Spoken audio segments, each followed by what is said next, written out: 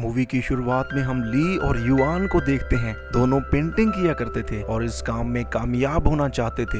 Yuan original painting बनाती थी जबकि ली फेमस पेंटिंग की डुप्लीकेट बनाता था। ली बहुत ही ज्यादा इंटेलिजेंट था, इसीलिए वो आसानी से किसी भी पेंटिंग की डुप्लीकेट बना सकता था। मगर वहाँ के डीलर ली के काम को पसंद नहीं करते थे क्योंकि उसकी पेंटिंग बिकती नहीं थी। एक दिन ली को पता चलता है कि एक आदमी जिसका नाम लुकमान था वो युआन की पेंटिंग को एग्जीबिशन में रखना चाहता है। युआन चाह रही थी कि उसकी पेंटिंग के साथ साथ ली की पेंटिंग को भी वहां रखा जाए। ली की पेंटिंग कॉपी होने की वजह से लुकमान इनकार कर देता है। ली उनकी बातें सुनकर युआन को कहता है कि तुम उसकी ऑफर को एक्सेप्ट कर लो। अगले सीन में हम देखते हैं कि युआन की पेंटिंग एग्जीबिशन में रख दी गई थी। वो वहां अपनी पेंटिंग के साथ ली की एक ओरिजिनल पेंटिंग भी रख देती है। तभी वहां एक पेंटर ली की पेंटिंग का मजाक उड़ाने लगता है। युआन उसके बिहेवियर पर बहुत ज्यादा गुस्सा हो जाती है। पेंटर वहां से चला जाता है और ली उसका पीछा करके उससे माफी मांगता है। पेंटर ली को कहता है कि दरअसल मैं तुम्हारी पेंटिंग का मजाक नहीं बल्कि तारीफ करना चाहता था, क्योंकि ओरिजिनल और महंगी पेंटिंग की कॉपी बनाना भी एक आर्ट है और जो कॉपी तुमने बनाई है वो ओरिजिनल से भी ज्यादा अच्छी लग रही है। वो ली को एक रेस्टोरेंट में ले जाता है और उसे कहता है कि तुम एक बेहतरीन कलाकार हो।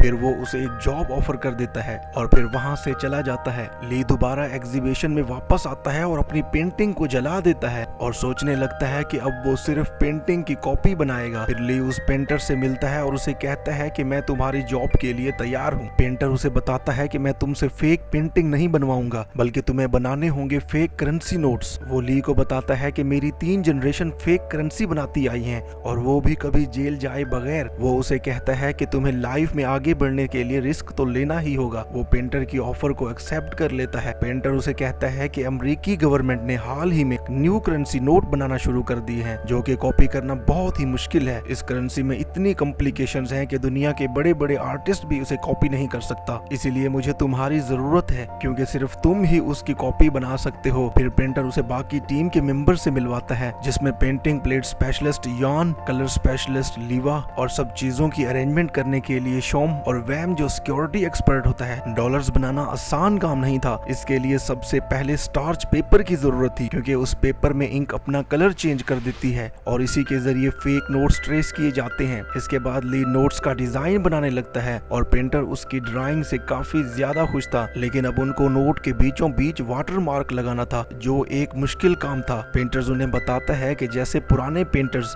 अपनी पेंटिंग की 3 लेयर्स बनाते थे वैसे ही हम करेंसी नोट्स की भी लेयर बनाएंगे और सेंटर वाली लेयर में हम वाटर मार्क रख देंगे। इसके बाद हम देखते हैं कि नोट की फर्स्ट कॉपी तैयार हो चुकी है, लेकिन उस कॉपी के लोगो में ओरिजिनल नोट की तरह मोर इफेक्ट्स की जरूरत थी। मतलब कि एक एंगल से नोट के गोल्डन और दूसरे एंगल से ग्रीन दिखना, उसके लिए कलर शिफ्टिंग इंक की जरूरत थी जो मार्केट से नहीं मिलती थी। इसके बाद वो प्रिंटिंग मशीन खरीदने के लिए जाते हैं। वहाँ सेकेंड हैंड चीजों की एक बहुत बड़ी मार्केट थी। वो $5000 में एक मशीन खरीद लेते हैं। पेंटर्स ली को बताता है कि गवर्नमेंट करेंसी नोट बनाने में कुछ स्टार्च पेपर बच जाता है और वो उससे फोन डायरी के लिए यूज करते हैं। फिर वो डायरी बनाने वाले से स्टार्च पेपर खरीदते हैं, लेकिन अभी भी उनके पास कलर शिफ्टिंग इंक नहीं थी। इसके लिए पेंटर्स अपनी टीम के साथ ओरिजिनल करेंसी बनाने के लिए गवर्नमेंट की तरफ जाने वाली इंक डिलीवरी पर अटैक कर देता है। ली भी उनके साथ ही था। जब वो इंक को निकाल रहा था तो अंदर छुपा हुआ गार्ड उस पर गन तान देता है और उस पर गोली चलाने लगता है, मगर उसके ऐसा करने से पहले ही पेंटर ली को बचा लेता है और गार्ड के साथ साथ वो उस ट्रक को भी बम से उड़ा देता है। इससे ली गुस्सा हो जाता है क्योंकि उसने गार्ड की जान ली थी।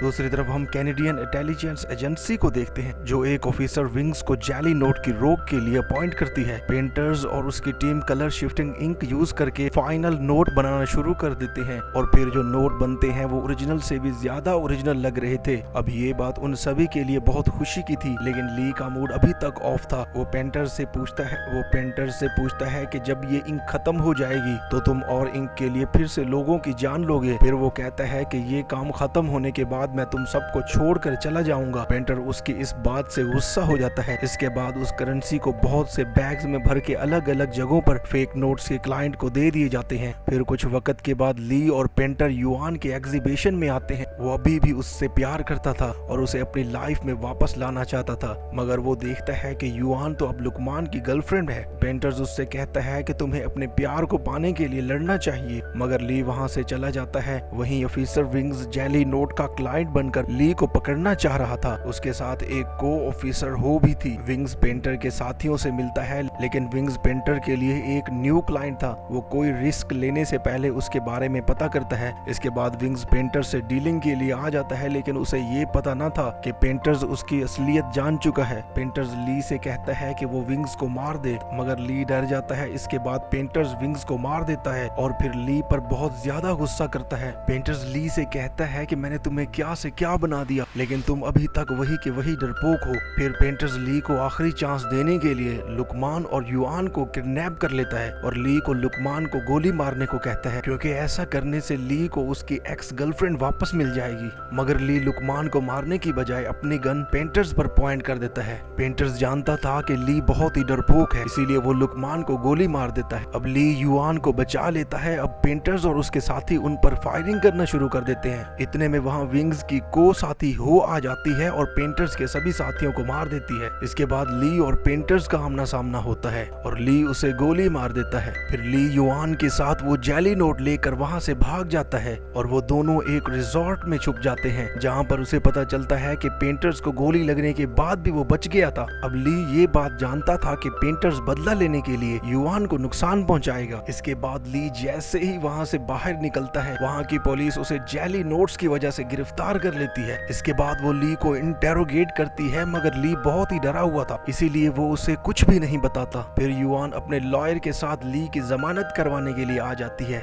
पुलिस वाले युआन से कहते हैं कि हम ली को छोड़ देंगे, मगर हमें ली से पेंटर्स के बारे में इंफॉर्मेशन लेनी है। युआन पुलिस वालों की बात मान लेती है और वो यही बात ली से करती है। अब ली भी पेंटर्स की इंफॉर्मेशन देने के लिए तैयार हो जाता है। पुलिस ली की मदद से चिंग और पेंटर्स का स्केच बनवाती है और इसके बाद वो ली को आजाद कर देते हैं। अगले दिन वो पुलिस स्टेशन के बाहर पेंटर जैसे दिखने वाले एक ऑफिसर को देखती है। वो उसका पीछा करती है। अब उस आदमी के पकड़े जाने पर वो कहता है कि वो एक पुलिस ऑफिसर है और वो उन्हें कहता है कि उस दिन ली के गिरफ्तार होने वाले दिन पुलिस कार मैं ही ड्राइव कर रहा था। फिर पुलिस वालों को पता चलता है कि ये ऑफिसर सच बोल रहा है और अरेस्ट होने के बाद ली ने काफी देर तक उस ड्राइवर को देखा था, इसीलिए उसी ने पेंटर्स की जगह उस ड्राइवर का स्केच बना दिया था। फिर इसके बाद हम एक फ्लैशबैक देखते हैं, जिससे हमें ये पता चलता है कि पेंटर नाम का कोई आदमी दुनिया में था ही नहीं और इस सारी गेम का मास्टरमाइंड ली खुद है। इससे हमें पता चलता है कि पेंटर्स तो एक फैक्शनल कैरेक्टर था। जब पुलिस उस रिजॉर्ट पहुंचती है तो वो देखते हैं कि ली और युआन वहां से भाग चुके हैं और फिर पुलिस वालों को ये पता चलता है कि जो युआन ली की बेल कराने आई थी, दरअसल वो युआन थी ही नहीं, क्योंकि रियल युआन तो अभी भी अपनी पेंटिंग बनाने में मसरूफ थी। इसके बाद हम देखते हैं कि ली के साथ जो युआन थी वो दरअसल चिंग थी। ली ने उसके फेस सर्जरी के साथ साथ उसकी आइडेंटिटी भी चेंज करा दी थी। फिर हम समंदर के बीच ली और चिंग को देखते हैं, जो कि हांगकांग से बाहर निकलने वाले हैं। चिंग ली को कहती है कि वो बोट को सिर्फ एक ही जगह पर घुमाए जा रही है। वो उसे कहती है कि मैं तुम्हारे साथ फेक युआन बनकर नहीं रह सकती।